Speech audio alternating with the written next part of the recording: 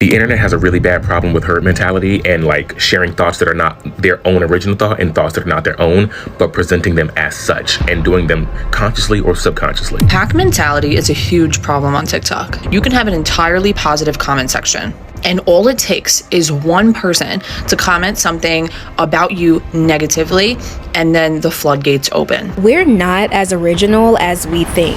And while this may hurt a lot of y'all's ego, just hear me out. Whether it's what you're wearing, the makeup you put on, the career you're going for, or even the stuff you say online, society has low-key tricked us all into becoming copies. And the worst part is, most of us don't even realize it. We think we're so different and we think we're so unique, but deep down we're following the same blueprint as everyone else. Today, we're gonna break it all the way down. The trends, the mindset, the lifestyle. And by the end of this video, you might start questioning how much of you is actually you. Welcome to the Girl Talk you didn't know you needed. Now, I'm not saying you have to subscribe, okay? You are a classy woman. You don't just give those away for free. But hopefully by the end of this video, we become bestie enough to where you feel like you could take that next step. Tell me why in the span of like 2 to 3 years, we went from laughing at Crocs to literally collecting them like limited edition sneakers. Explain to me why those same chunky sneakers that people used to get clowned for,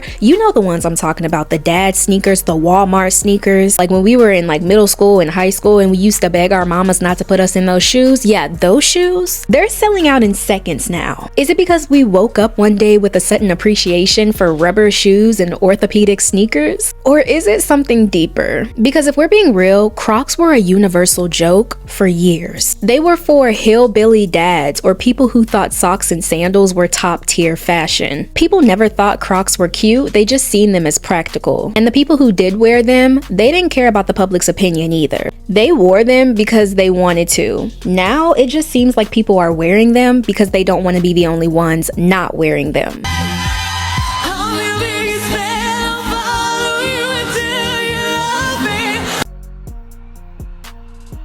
So y'all know I love a good deep dive, so let's quickly talk about the rise, fall, and comeback of Crocs. Crocs were introduced in 2002, my birth year, by 3 friends. They aimed to create a slip-free, comfortable shoe for boat enthusiasts. Despite their practicality, Crocs were widely mocked for their appearance, even being listed as Times Magazine top 50 worst inventions in 2010. The turning point for Crocs came in around the year of 2016 when a designer of the name Christopher Kane featured Crocs in their London Fashion Week show. But the Crocs were covered in crystals, and we all know people cannot resist a good shimmer, sparkle, and shine. So that's all it took for celebrities like Post Malone, Nicki Minaj, and Justin Bieber to further propel Crocs into the limelight. Forget the big iPhone reveal, it's the Justin Bieber Crocs that are blowing up in a certain demo, and that's no Crocs. You had the fashion world going crazy because, yo, very controversial. You wore Crocs. Oh my gosh. You wore Crocs. Now they're coming into fashion. Nicki Minaj has made them sell out. And I want a pair now. Okay. And I'm worried that it might turn into an obsession. Yeah. Not to mention, the 2020 pandemic also played a huge role in the rise of Crocs, as the demand for comfortable footwear surged during lockdown. So today, Crocs are a well-known, trendy footwear that probably 4 out of 10 people you know own. But let's be honest, did Crocs actually become cuter, or did we just see enough people rocking them to where they weren't ugly anymore? Crocs have got to be the ugliest shoes you can ever wear. Like, I don't even know how people are not embarrassed to wear them outdoors. Like, what's going through your mind when you buy Crocs? That's what I said before I bought a pair of Crocs, because I had a curiosity. I'm like, why does everyone wear them? I thought, you know what, let me just buy some, let me buy a pair, let me see what the fuss is about. I literally bought these Crocs 2 weeks ago, and I've been wearing them for 2 weeks straight. Anyone that wears Crocs, they're a cult. That's why they don't care if you hate on Crocs, because they know that if you get into the cult, you're going to stay in the cult. And Crocs aren't the only example of footwear and pack mentality. Those dad sneakers that y'all used to hate not even 5 years ago, yeah, those are back in style. I think these are great shoes. I don't get why we just decide to fall off and hate them. This makes me just think about social media though. When you man just decide to dislike something. It's some sort of herd mentality and you never see that thing again, bro. And back in the day, kids were ruthless, and even to this day, they still are. But when I was in school, for some reason, kids loved to point you out if you didn't have the freshest shoes on the block. Shoes like Skechers, Asics, and New Balances were commonly found in big box retailers like Walmart. So the term Walmart shoes became a derogatory label that implied that the wearer didn't have fashion or money.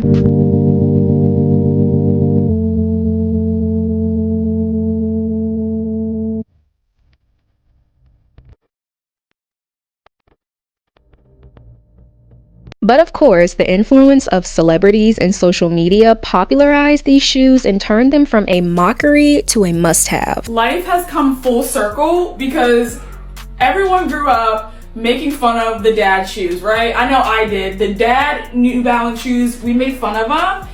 Why am I owning a pair right now? Why am I putting on a pair right now to go to the gym? I said these are the ugliest shoes in the whole entire world. I will never wear these shoes. They're the worst things in the whole entire world. You wanna know who's the biggest fan of the dad shoes now? This girl. With high fashion brands like Balenciaga even introducing a luxury version that retailed for only about $900.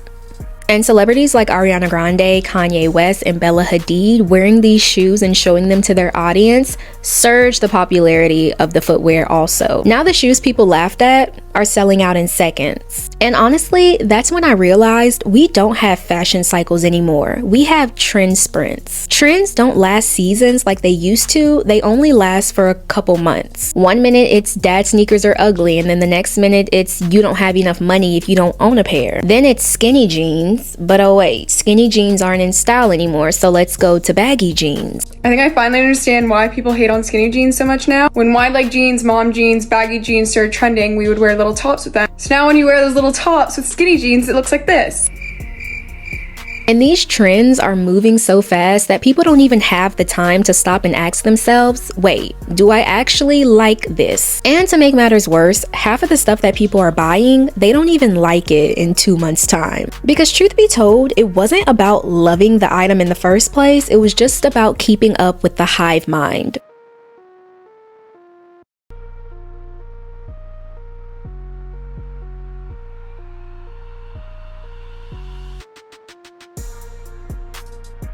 And y'all know I'm gonna keep it 100 with y'all. I am like this. I have bought so many clothes because I thought that they looked good on other people or they were just trendy at the time, just to look at them 2 months later, realize they're not that cute, and donate them. And that's why we're seeing so much Shein and fast fashion in these thrift stores. People are buying these items, realizing how cheap and tacky they are. And instead of having real vintage clothes in thrift stores, we have racks of wrinkled polyester and last season's regrets. Prime example of overconsumption and micro trends right here. This was a micro trend from this winter. Like, I saw so many people get these for Christmas.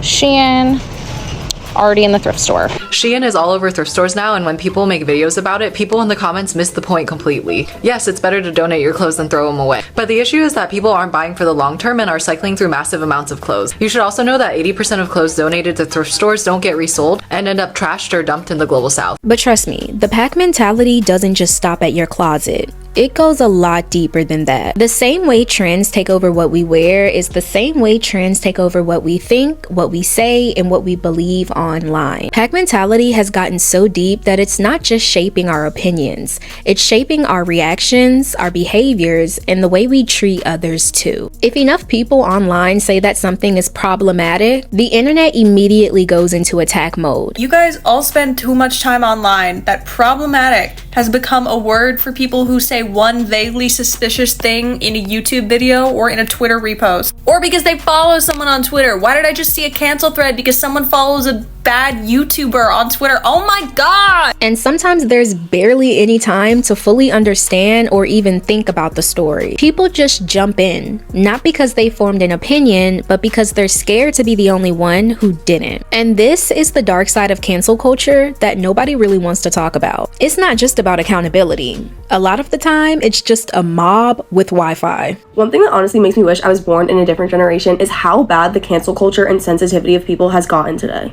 I think if cancel culture did what it truly is supposed to do, which is educate people and hold people accountable for things they've done, I don't think it would be such a bad thing. But that isn't even what it is anymore. It is a witch hunt to find anything you can, any dirt, any mistake someone has made in their entire life. How many times have we seen somebody get canceled over something mainly small, like an old tweet from 2012, a harmless opinion, or maybe just not being woke enough? Half the time, people aren't even mad because they genuinely care. They're just mad because everybody else is. And if you stay quiet for too long, you automatically get grouped with the villains. If you are on Twitter between 2016 to like 2020, you've seen this firsthand. Now, I don't know what's going on over on Twitter or X now. I've left that place a long time ago, and for a good reason. But back then, it was the full-on cancel Olympics. Hashtag Taylor Swift is over party started when Kim Kardashian dropped clips of a phone call between Kanye and Taylor. Oh, that's a real diss. Like, she must be crying about that line. I think we have to pick our moments to like do stuff together and make sure it's only really cool stuff.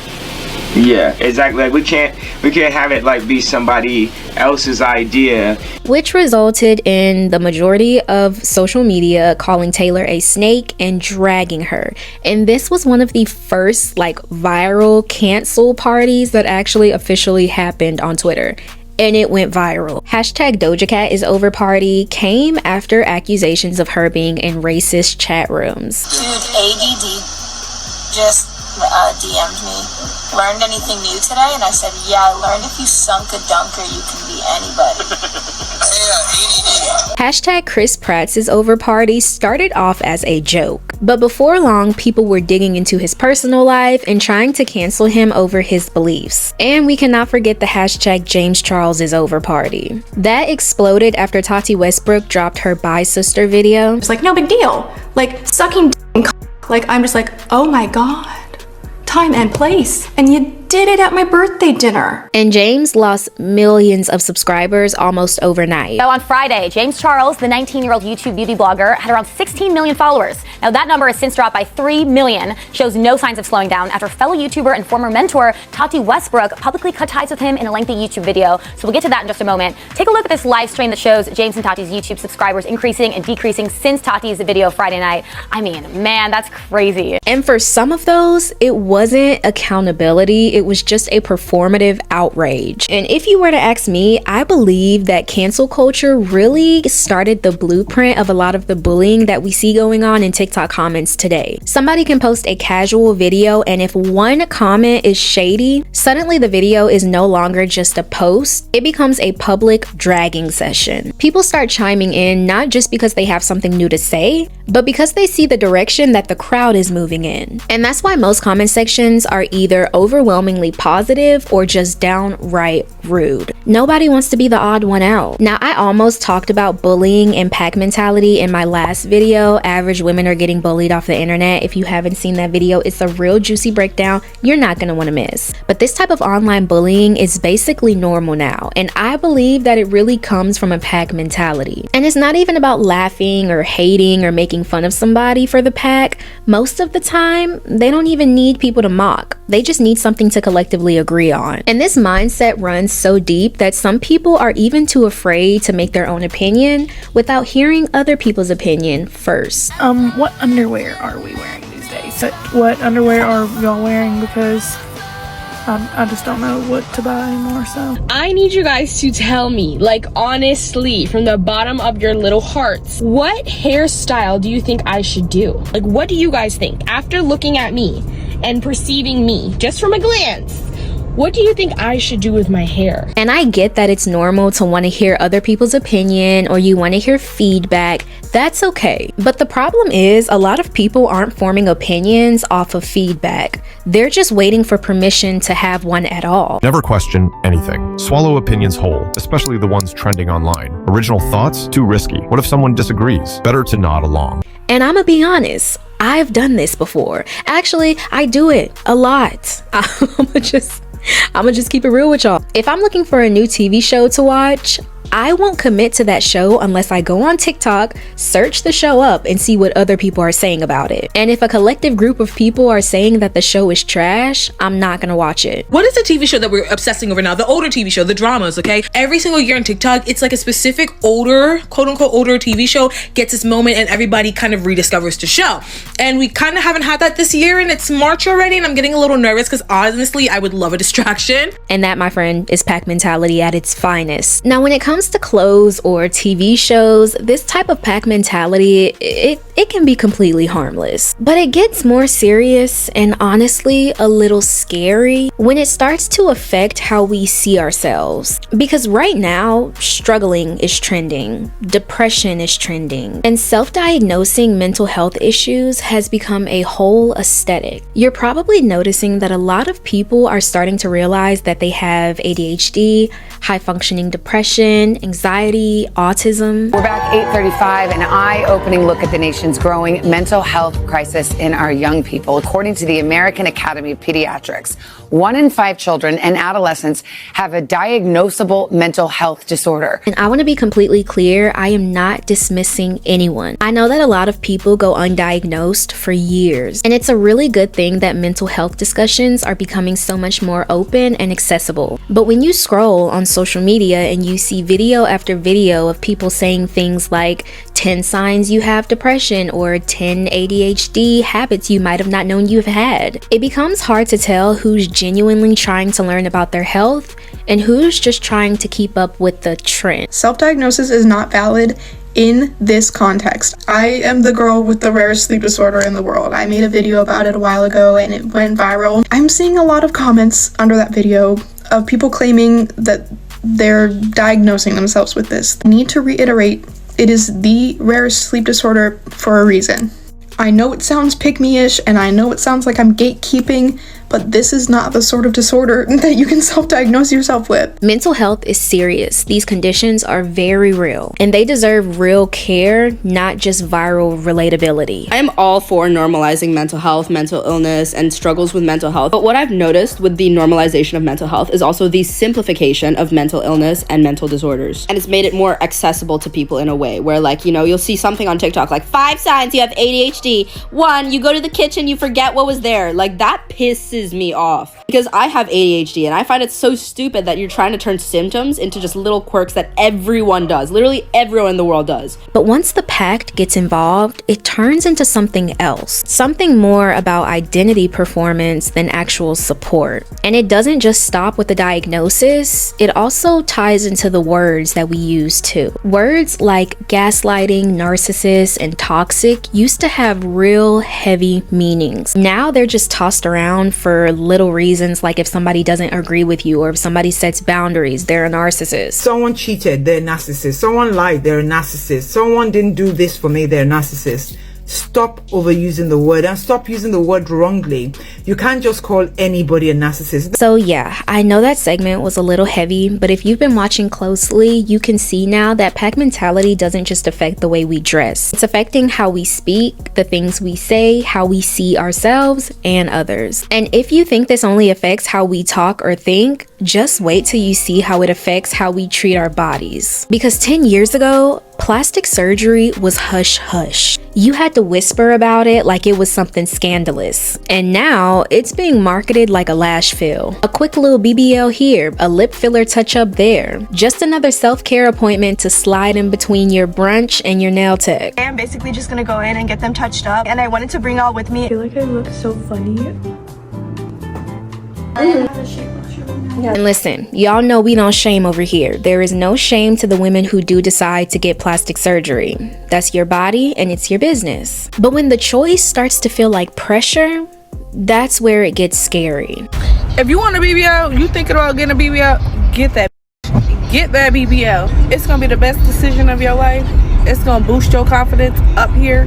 Literally, like, you think you confident now, wait till you get that BBL. Pack mentality doesn't just shape minds. It's shaping bodies too. The obsession with big lips didn't just pop out of nowhere.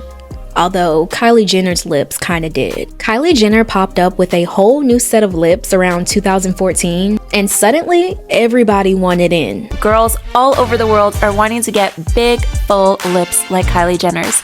In this video, I'm going to show you how I got my lips to go from this to this. And at the time, she denied having any lip injections or fillers. So a lot of people were curious. Like, was it a spell? Was it a YouTube tutorial we missed? Like, girl, what's going on? That's when the infamous Kylie Jenner lip challenge went viral. If it wasn't surgery, maybe it was a shot glass. It's the latest phenomenon sweeping social media. Teens using shot glasses and bottles as suction devices for do-it-yourself lip enhancement. I gotta enclose my Some end up with lips that are so swollen and bruised, it looks like they've been beaten. What's causing this craziness? Kylie up top! They're trying to look like reality star Kylie Jenner. People were literally bruising their lips and their mouths using water bottles, shot glasses, cups, and bottles, trying to recreate that IG baddie pout lip look. And most of us knew deep down, lip liner was not going to turn a paper cut into a pillow. But instead of admitting that she had lip filler or some type of surgery, right on cue like a true Kardashian, she seen a cash grab. So Kylie dropped her lip kits and they sold out in minutes, flying off the shelves. To say Kylie Jenner's lip kits are in high demand is an understatement at this point, because literally 1 minute after they went on sale for the second time, they were sold out. So big lips, which once were called too ethnic or too much, were now the it girl feature. Meanwhile, many black women had been walking around with naturally full lips and they weren't getting praised for it. But now that it was rebranded and Kardashian approved, oh, suddenly it's the new best thing. And the lips weren't the only thing that the pack wanted to be perfect. No, the butt had to be perfect too. Brazilian butt lifts boomed in the early 2010s, with celebrities like Kim K, Nicki Minaj, and Blac Chyna leading the way. That hourglass body became the blueprint. The curvier, the better. That round booty, tiny waist, y'all know what I'm talking about. A snatched waist equaled success, desirability, and wealth. And at first, it was really just celebrity exclusive. Until it wasn't. Surgeries became more accessible. The Dominican Republic, Miami, Colombia, they started offering curves for cheap. Look, this our wheelchair line, y'all, leaving the DR. Everybody got their ass done. You didn't need fame. You just needed $4,000, a passport, and a dream. So between 2015 and 2020, BBLs skyrocketed by, I kid you not, 90%. I was born wanting a BBL. I feel like every work that I've had done, I've wanted done since I was 11 years old. You know when you're watching Cheetah Girls, your stomach is bigger than your brain. You have cornrows or single braids, whatever your mom chose. I've wanted my done since. While BBLs were becoming one of the most popular surgeries, they were also staying the most dangerous. One of the most popular cosmetic procedures in the country is also the most deadly. According to the American Society for Aesthetic Plastic Surgery, the Brazilian butt lift is one of the fastest growing surgeries, with an expected 61% increase over the next 5 years. But listen to this, it has a death rate of 1 in 3,000. Here's the part they don't glamorize. BBLs have some of the highest mortality rates of any cosmetic procedures because fat can accidentally be injected into the bloodstream, causing fatal embolisms. A BBL, where you would take fat from one part of the body and inject it into the buttocks, was 1 in 3,000. And we believe it's due to fat emboli, where if you inject fat into the deep muscles of the buttocks, that fat can actually pass into veins and blood vessels. It can go to the heart and lungs, and people can die almost instantly from it. Add in potential infections, blood clots, and results that look nothing like the Instagram picture, it's a huge risk. I have a little sister who got a BBL and regrets it. When I say I thought my sister was gonna die, there were so many women walking with canes. My sister just passed out. There's blood everywhere. I called the emergency room. They're like, yeah, okay, so. They literally acted like, next burger. Next burger. Oh my god. But these are people's bodies. That whole experience was just like, for a trend? For society.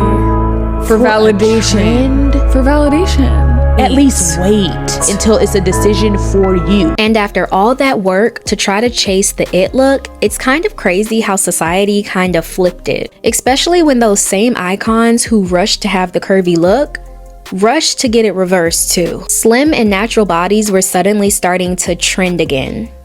Like, isn't that insane that a body type can be trendy or not trendy? All new at 10, changing your mind. It's often called a woman's prerogative, but if the decision you're trying to reverse is surgical, it gets more complicated. RFA Fredericks tonight on the growing trend of undoing cosmetic surgery procedures. BBLs were out and being slim was in. But just like that, plastic surgery reversals started to become a thing. They started to become more popular because people were starting to realize that this plastic surgery wasn't all you thought it was. I went and got surgery and I'm like want to transition back to my natural body. Like, oh, what now? Yeah. Do you feel like it's going out of fashion? Yeah. Natural body, slim thick. I feel like that is like what's in right now. With those same celebrities like Kim Kardashian, Khloe Kardashian, Blac Chyna, all becoming slimmer and reversing their BBLs and their plastic surgery. Who would have thought? People believe that Khloe Kardashian has gotten some type of removal, reduction, something. Khloe is probably the thinnest I've ever seen her, and she was probably like, all right, this is not gonna look right with what's going on up here. Moving on to her fellow sister Kim. This is that Kardashian booty prime time, and this is now. Look at this, y'all. I never in the beginning, I could never like move this or this or this from all the Botox. Straight up. Now I feel like I have like expressions. So now that we've talked about the pack mentality and what we wear, how we think, and how we view our bodies, at this point, a lot of y'all were thinking there's no way pack mentality can go any deeper than this. But what if I told you it's not just shaping your opinion or your bodies, it's shaping your goals, your career moves, and even your dignity? Let's be real, between 2020 and 2022, everybody wanted to be a CEO. You couldn't open up TikTok without somebody talking about starting a business or building your own personal brand, never having to work for anyone else again. And it sounded like a dream, especially when they were flashing their revenue and their stats. What was the most amount of money that you ever made in a single year? We did revenue about $250 million in the good years. $250 million? Yeah. Suddenly having a 9-to-5 wasn't just boring, it was embarrassing. If you didn't have 3 streams of income by 23, you were failing in life. You were behind. I'm going to hold your hand when I say this. You have to diversify your income. One little source of income is not going to do it for you. People were quitting stable jobs to become UGC creators, influencers, drop shippers. Is anyone else experiencing this kind of like disconnect and just general disinterest in the job search? This like 9-to-5 life doesn't seem very attractive to me anymore. Please tell me y'all remember that era where everybody wanted to be a drop shipper, because I did. Your girl had a Shopify and a dream. And I'm really a victim because I hired a coach, I paid for a course, and you tell me if that business flourished. It obviously didn't. But the hype made it sound like I was gonna have 6 figures by 6 months. So in this video, I thought I'd share the 4 steps I took to go from working at Tim Hortons on a minimum wage to now making over $1.3 million a year just from my laptop. People were spending hundreds of dollars on courses, launching luxury brands with AliExpress products. Meanwhile, most of us ended up with no profit, a headache, and a Gmail full of shipping complaints. There is a reason why dropshippers don't continue doing dropshipping and they go talk about it on YouTube and all that and build a course on how you can start a dropshipping business of your own. There is a reason. Because I was on YouTube and I saw dropshipping sold by these young kids as really easy, lucrative businesses to operate. I soon learned after doing it, it's actually not. And if you really look deeper, it wasn't even about passion. Most people didn't even want to build anything. They just wanted the status. Because let's be honest, on social media, perception is reality. A lot of people would rather look rich for 10 seconds than to actually build wealth for real. People buying $3,000 clothes and bags just to keep the tag on, snap their little picture, post it on Instagram, and send it right back. We've seen people rent cars just to pose in front of them. And I called somebody and I said, hey man, what does it cost to rent one of these? Came all the way down to Miami and picked the car up. And people just went nuts. It's like I was a real celebrity. It was adrenaline, bro. It was adrenaline. I'm like, damn, like this is awesome. This is awesome. So as much as I could, I'm renting them out. I started taking pictures, posting them. Once I started taking pictures, I was getting hit up. Hey man, yo, nice car. Where can I get a car like that? And don't even get me started on those fake private jets.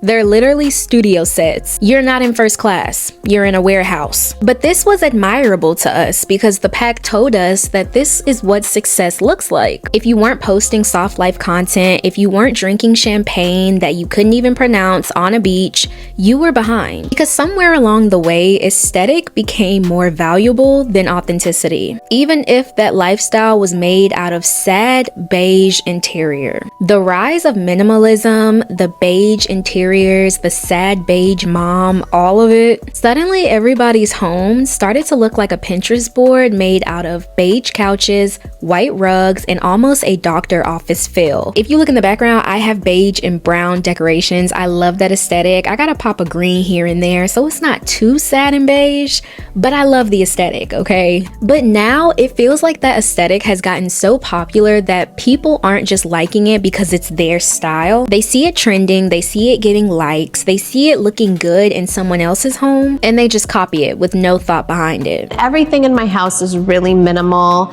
I find that there's so much chaos out in the world that when I come home, I want it to be just really quiet and I want everything to feel calming. It's almost like it isn't about creating a space for you, it's about creating a space for the algorithm. Now, I debated whether to even include this next part because it's a little raunchy and it's a little controversial. But once pack mentality started touching on how we view ourselves and our dignity, I had to talk about it. Somewhere along the line, selling access to your body became less extreme and more normalized. With the rise of spicy platforms, y'all know the one I'm talking about. People saw a handful of girls making six figures, taking pictures of themselves. Yeah, I made 1 million in 6 hours.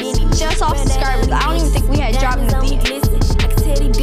When we made the first million, I said, listen, just make me enough to where I can get 3 million in an account and put it away and never touch it. Made way more than that. And suddenly, it seemed like every girl on the internet was considering it. And this wasn't just like a few girls, a few people type of thing. Studies show that in the peak of this trend, 1 in 6 girls in the United States were considering joining, all because they seen other people joining and getting success from it. I don't know why you're so set on going to college. Like, just don't, be an entrepreneur like me and be successful that way. Entrepreneur? You only that's not being an entrepreneur. Yes, it is. It's a business. You sell pictures of yourself online. That's not being an entrepreneur. Okay, well, if you think I'm not an entrepreneur, let's go band for band. Band for band? Let's go band for band. I bought dad a car. I'm about to pay off mom's mortgage. I'll pay for your college. You don't think that's a entrepreneur? Then I don't know what the is. With some even being told to join when they were ripely 18 years old, because that was when you could make the most money. I have friends who teach high school and their 15 and 16-year-old students are very aware of it and really don't see it as a big deal if they want to make an once they turn 18. Because nothing screams empowerment like convincing young girls to post spicy content the moment they turn legal age. When you feel pressured to trade dignity for visibility and money, that's not empowerment. That's just another blueprint that the pack handed you, wrapped up in a prettier, more profitable bow. At the end of the day, the scariest part isn't the Crocs, the BBLs, or the sad beige Pinterest apartments. It's the fact that real individuality is disappearing and most people don't even realize it. Some of us aren't following trends because we love them. We're following them because we think we should, because blending in feels safer than standing alone. Trends and algorithms will change, but you have to live with yourself after the hype dies down. So next time the pack moves, ask yourself, do I really love this, or am I scared to be the only one who doesn't? Now y'all know I need to hear the opinions of my besties. Do you feel like society is running on pack mentality? And be honest, do you feel like you've fallen into the trap too? Go ahead and drop your thoughts in the comments because we are not gatekeeping perspectives around here. Thank you for tuning in to the Girl Talk you didn't know you needed. Now this video was a bit more of a longer, deeper breakdown. Let me know if y'all like these type of videos or if y'all just want me to keep them short and sweet. I'm trying to see something. Don't forget to like, subscribe, comment, share, whatever classy women like us like to do before heading to the next video. And I will see y'all in my next one, hopefully next week. Bye!